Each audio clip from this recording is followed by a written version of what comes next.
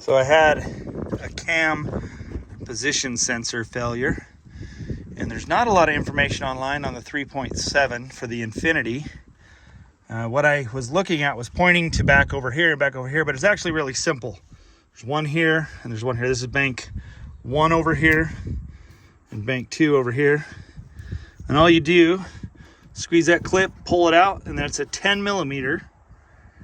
And you're just gonna put that 10 millimeter on there, loosen that out, and then pull the bolt out without dropping it, because that would suck.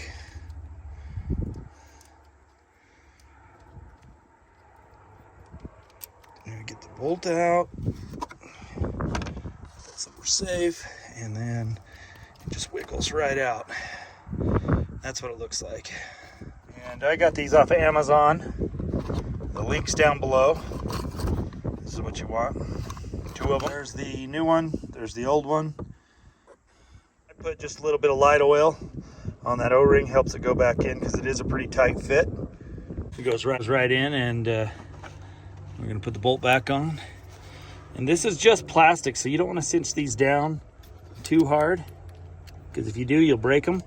So I'm just gonna tighten it by hand, and then just a little bit of tightness with a socket so it doesn't come loose. But I don't want to break that, so just very lightly. Then you're just gonna put the clip back on, and that one's done. Leaving the clip on to get this one out because it's kind of awkward. Be sure you don't pull on those wires. Just pull on that housing. Get those both back in.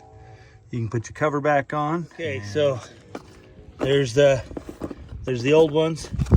It was about 180 bucks in parts.